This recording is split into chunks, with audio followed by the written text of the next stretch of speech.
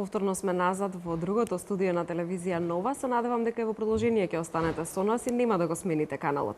Ќе зборувам со Александар Деловски, како што ви најави мојот колега Иван Лазаров претходно. За жал требаше да имаме уште две гостинки, две дами од Институтот за македонски јазик, лекторки кои што работеа на новиот правопис, меѓутоа договорот сепак не беше испочитуван и поради таа нивна непрофесионалност, за жал останавме јас и Деловски. Меѓутоа се надевам дека ќе имаме интересна тема за разговор и се надевам дека ќе бидете со нас во следните неколку минути. Добро дојдовте во телевизија Нова. Добро ви најдов, прекрасно студио, навистина човек да зажали што вакви студија немаше во 90-тите години. Така, нели колку време не сте пред камера? 13-14 години. Можда и повеќе, 15 години. Секако повеќе години отколку што бев. Така? Да. Не ве попара во меѓувреме да се појавите пред камера? Па имало, ама јас така од другата страна. Знаеш како, Елена, јас тоа го сметам како еден заокружен дел од мене. Так. И тоа што евентуално останува, секако сум споен со оваа работа што сега ја работам во последниве 13-14 години, секако сум во конекција со медиумите, така што и не ми фали. Не сте заминале толку далеко за да ви фалат. Не, сепак сте во комуникација со медиумите. Тука сме со сите, па еве пола луѓе овде што ги сретнав, ми се колеги. Постои на Facebook, на социјалната мрежа Facebook, една група која што се нарекува Пуздар правам од македонскиот јазик. Јас ти ги поздравам администраторите на оваа група која што направија одлична работа. На групата се поставуваат постојано прашања од сите членови кои што се македонисти, почитувачи, љубители на јазикот, преведувачи, кои што постојано прашуваат како да решат одредена јазична дилема. Некаде во декември 2014 имаше некое јавно гласање, односно предложување на медиумски личности кои што најправилно го зборуваат македонскиот јазик. Вие се најдовте на едната листа, бевте некаде на самиот врв на листата и токму и затоа сте овде во студиото. А останатиот повод кој што беше причината зошто ја избравме оваа тема да ја разработиме денеска е неодамнешната промоција на правописот, меѓутоа кажавме дека сепак не го имаме останатото друштво што требаше да го имаме. За групата на Facebook Пуздар правам македонскиот јазик дознавте неколку минути пред почетокот на овој интервју. Сега, навистина е. Така, а јас сакам да ве прашам како сте го доживеале ова? Каков е впечатокот? Па еве како го доживувам. Прво го доживувам како голема чест. Прво е многу чудно што луѓето после толку години воопшто се сеќаваат на име, презиме и така натаму. Верувам дека има таму луѓе кои што и ти кажа дека има луѓе кои што се занимаваат со јазикот. Прекрасна идеја и одлично што тоа функционира. Од друга страна, тие луѓе веројатно имаат доволно возраст да паметат. Зошто останало или како го доживувам, тоа е прашањето. Го доживувам како некој комплимент за оние кои што мене ме учеле. И тоа не само пред медиумите, јас имам завршено славистика, навистина имам само два испита македонски јазик. Меѓутоа, таа култура, тој однос кон јазикот секако сум ја стекнал и порано. Но факт е дека тоа што останало е тоа од некаков јавен настап е заслуга пред се на моите повозрастни колеги во македонската телевизија. Остана ли навика тоа да го почитувате јазикот? Можеби како зборувате приватно, зборувате скопски или зборувате македонски? Зборувам скопски се помалку.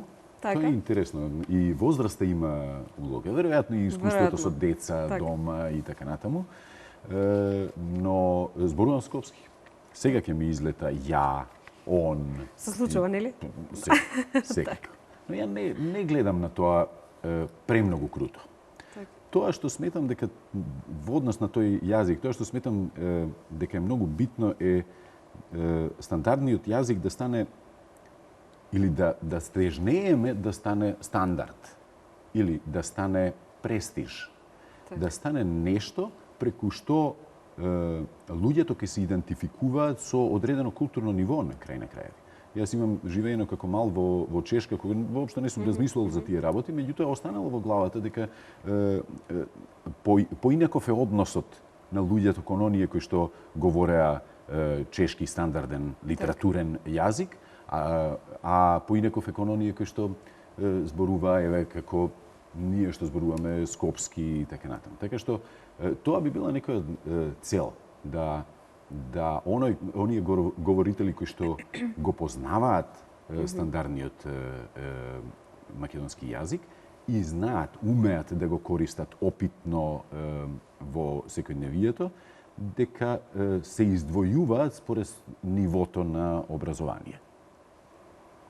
А мене ми е наистина жал што професорките не се тука. Так. Верувам дека дел од авторскиот тим кој што, како што видов, е голем и тоа е обемен труд. Тој мора и долгогодишен и обемен труд, тој мора да го работат многу луѓе. Ми е жал што не дојдоа сега пред мене, затоа што јас не можам да ги покриjem овие постручни аспекти на така, ние со вас требаше да го разговараме само тој дел околу јазикот во медиумите, почитувањето на јазикот и всушност каков треба да биде јазикот во медиумите. Колкава е одговорноста што ја чувствувате кога ќе седнете пред камера или порано кога ќе седневте пред камера, меѓутоа и сега, или кога зборувате пред публика луѓе која што ве слуша? Веројатно тој момент е најголема одговорноста, внимавате како се изразувате, внимавате што зборувате и како зборувате? Таа одговорност е веројатно причината поради која според таму некои истражувања, претпоставувам американски, секако англосаксонски, затоа што тие знаат тие истражувања да ги истераат со децении и со години, покажале дека е еден од најголемите стравови јавниот настап. Така. И таа одговорност е огромна. Има луѓе кои што, според моето искуство, има луѓе кои што реагираат на таа одговорност различно, на тој страв од јавен настап различно. Едни реагираат со грч, други реагираат со премногу зборување, со анксиозност и така натаму, но одговорноста постои секако. Јас ја чувствувам ова првата, секогаш кога настапувам, и тоа може да се забележи сигурно во првите моменти и потоа продолжува разговорот како што треба. Одговорноста за користењето на јазикот е секогаш еден, како да кажам, принцип кој што треба да стои пред нас. Зошто? Затоа што не за да не ограничува, туку за да покаже дека сме свесни дека дел од улогата на јавниот говор, на јавниот настап и тоа да го, условно да кажам, тој збор ќе го употребам, да го пропагираме јавниот настап, јавното говорење во позитивна смисла.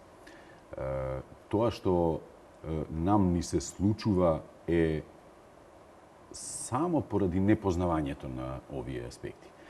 Стандардниот македонски јазик е релативно млад, така, 45-та година, тоа паметам, 70 години за еден стандарден јазик, веројатно е стандардниот македонски јазик меѓу најмладите во Европа, сигурно.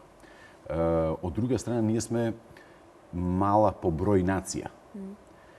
И тогаш, ако споредиш, ако го вметнеш и фактот дека тие 70 години, од тие 70 години, 50 години е секако развојот на стандардниот јазик во едни услови на глобализација, на една либерална глобализација, во која агресивноста на посилните доаѓа до израз во сите аспекти, па и во јазикот, тогаш ова е аспект кој што секогаш го говорам со колегите и помладите, за да ги мотивирам да размислуваат на тој начин. Не поради одбрана на македонскиот јазик, туку поради нега и грижа за македонскиот јазик, затоа што тој е жив, тоа е жива материја. Тој се менува со текот на времето. Секако огромни промени би требало да има во овие 20 години. Тоа беше причината и зашто беше потребно да излезе ново издание на правописот, обновено издание, да понуди решение на дилеми, бројни прашања кои што ние љубителите на јазикот или филолозите не сме имале можност да ги решиме со претходниот правопис. Така е, не сме имале можност, не може да даде одговор на ново настанати ситуации. И дотолку е поголемо значењето на новиот правопис, тој е прв во новиот век, Така, 98 колку што се сеќавам беше претходниот правопис. 98 или 99 можеби. Да. Но има еве го колку 17-18 години, можеме да кажеме 20-тина. Тој е прв во новиот век. Тој веројатно дава, едва и чекам да го видам и да го прелистам, веројатно дава одговори, онаму каде што било можно да се дадат одговори, на токму новите ситуации и новите предизвици со кои што се соочува македонскиот јазик во Со што таква сте се околина. соочиле, а не сте можеле да го решите досега? Упа, Односно, има. се уште бидејќи го немате набавено новиот правопис? Токму затоа и сакам да го Една од видам. најчестите дилеми веројатно е употребата на малата или големата буква, примерот со Европската унија. Дали е големо и у големо или само е големо кога пишуваме Европска унија? Дали зборуваме за тетовец или тетовчанец, дебранец или дебарчанец или кумановец или кумановчанец? Се надевам дека тие дилеми ќе ги решиме наскоро, нели, односно дека веќе не се решени, само треба да ги дознаеме. Дел од одговорите има и во претходниот правопис, колку што знам. Голем број дилеми има и голем број ситни, но за јавната сфера битни работи кои што правописите би требало да ги решат и со кои што треба да се соочат. Често не идувам. Јас сега повеќе се бавам со пишување отколку со јавен настап говорен. Точно ли е дека постојано го носите правописот в чанта? Постојано е со мене. Правописот е Библија за секој што прави нешто јавно. А пак ќе кажам, би сакал, верувам дека има голема број луѓе кои што истото го мислат, би сакал да биде престиж за секој дом. Од тој аспект па на крај и некаква си држава, условно да кажам, некаков си систем треба да овозможи да тој е достапен. Достапен и со цена, со оглед на ајде да кажеме ситуациите во економијата, во Не знам новото издание колку е достапно, бидејќи цената постојано се коментира токму и на оваа група Пуздар правам дека е превисока, меѓутоа сепак ситуацијата е многу свежа, што туку излезе од печат правописот, се надевам дека нешто ќе се промени.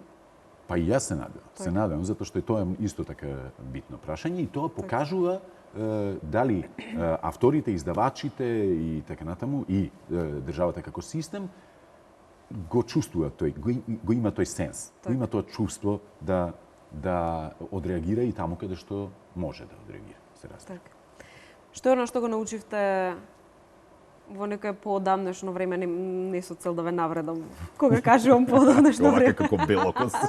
Не е лаш. Што е она што го научивте во тоа време кога бевте секојдневно пред камера од лекторите во македонската радио телевизија?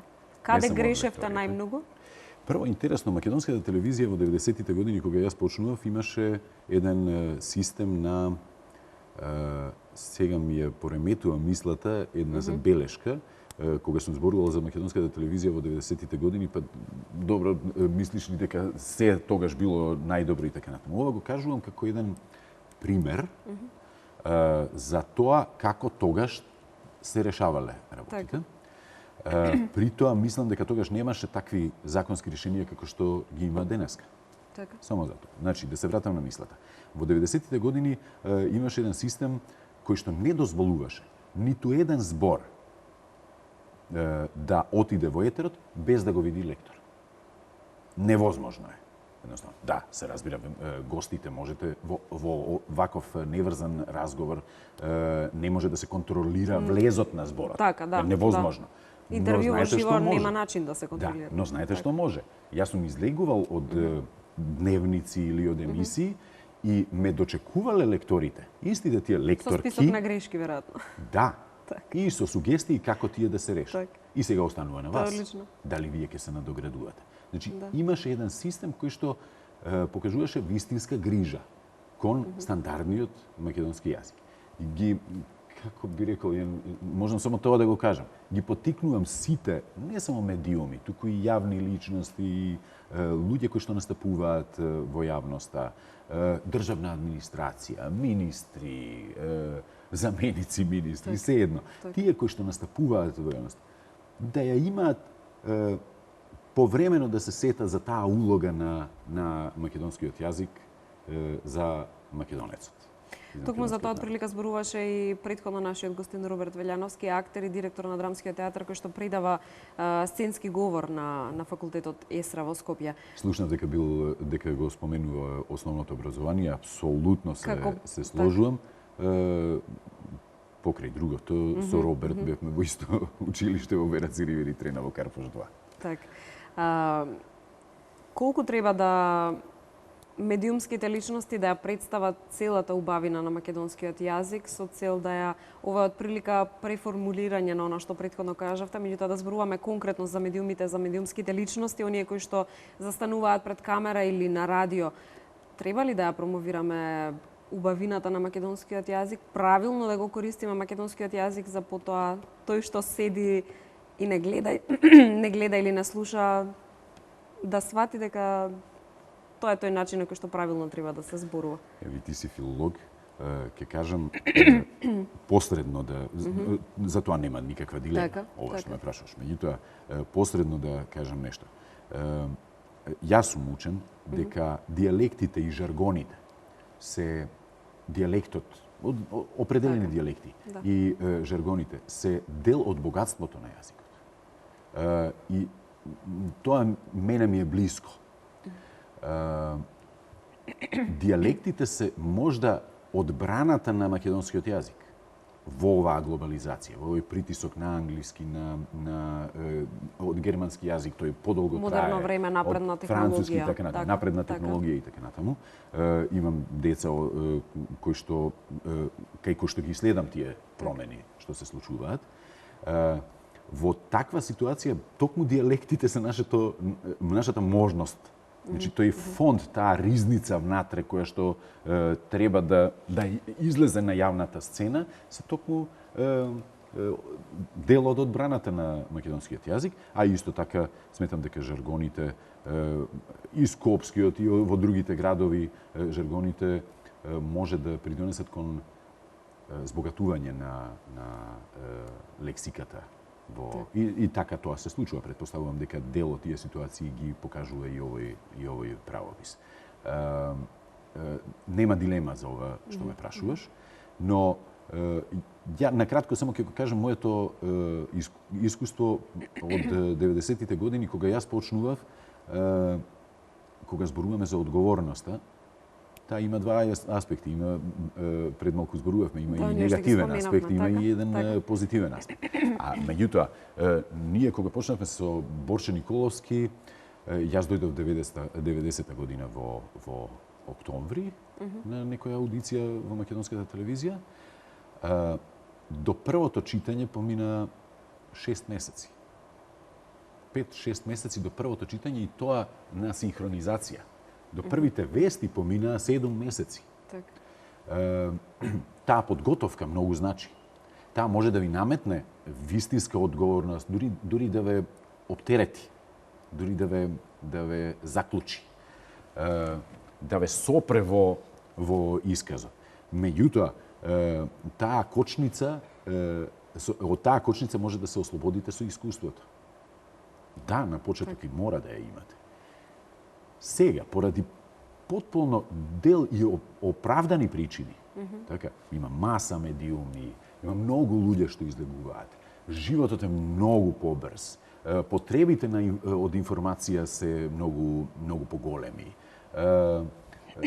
Луѓето излегуваат многу брзо. Тие луѓе и во делот на јазикот, и заедно со таа наша алатка главна, и во делот на јазикот, но и во другите делови на јавниот настав, многу брзо горат. Јас ова го спомнувам како нешто со што би требало да им се помогне на тие луѓе. Значи, за тоа треба да има свесност во секој медиум, посебно во телевизијата, затоа што таа е поврзана со суета, со пофалби, со критики кои што многу тешко ги доживуваш и така натаму. Така што луѓето треба да се подготват за да излезат на екран, заедно со одговорноста која што ја носи јавниот настав и јавниот говор. Кога зборуваме за преопуштеноста или опуштеноста, тоа одомакинување пред камерите, колку знае да биде опасно и проблематично во смисла на тоа дека можеби ќе се подзаборавите па ќе ви излета некој скопски жаргон? Јас го сакам.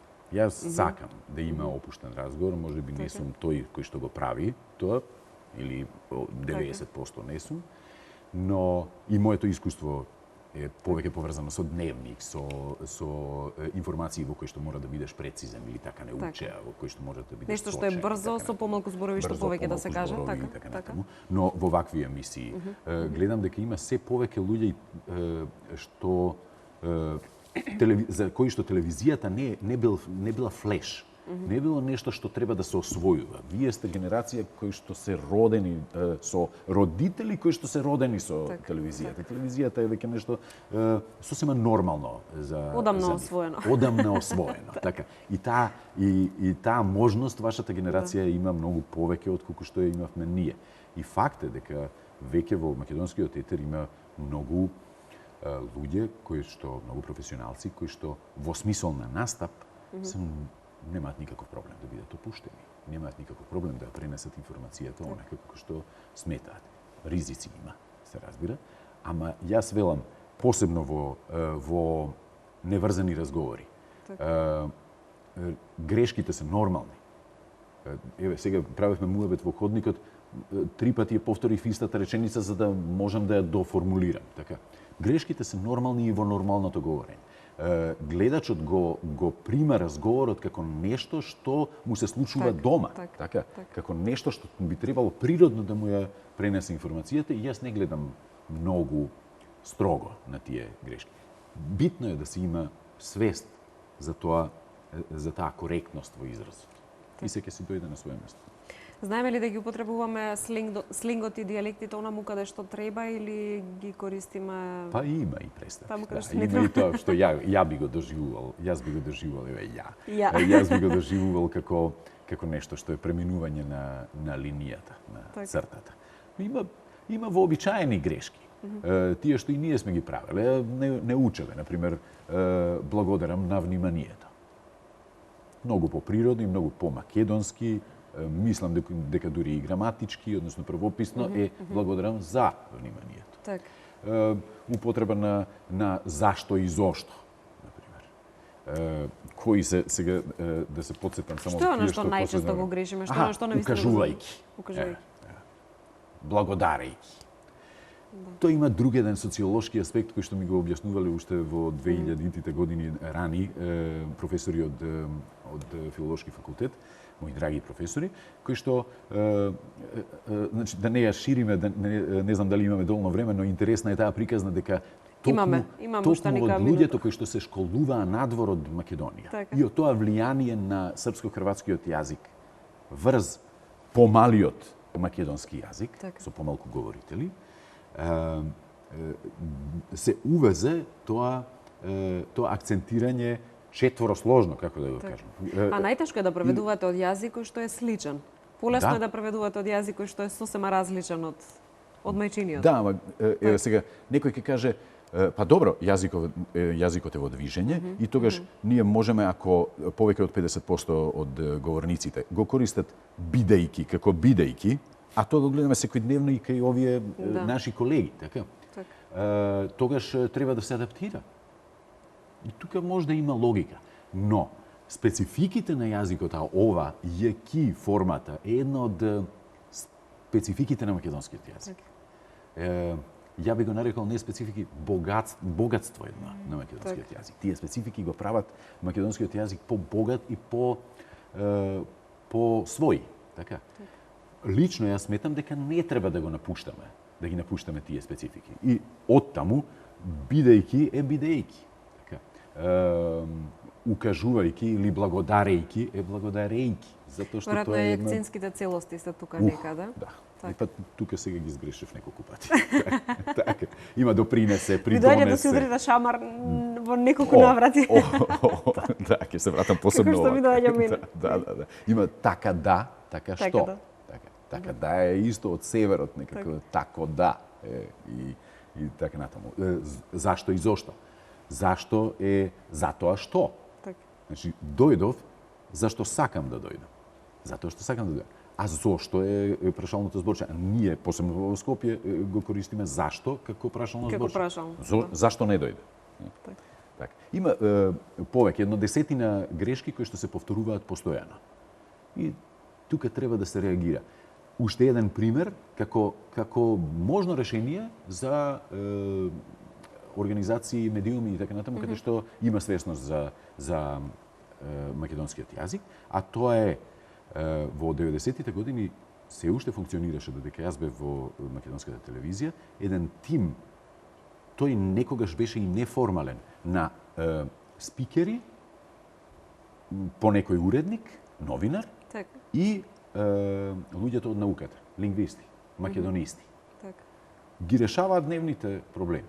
Еднаш во 2 месеци доволно е да се решат тие дневни грешки што се повторуваат и така натаму, за тие да не се омасоват. Еве, од оваа причина која што ја дадов кај ЈК формата. Навистина благодарам за овој разговор. Верувам дека ви беше интересно беше интересно на публиката да ви види повторно пред камерите. Тоа не премногу, ама за разговорот се надевам и јас дека им беше интересно. Се гледаме во нека наредна прилика. Земајте го правописот и користете го. Носете си го в чанта. Така.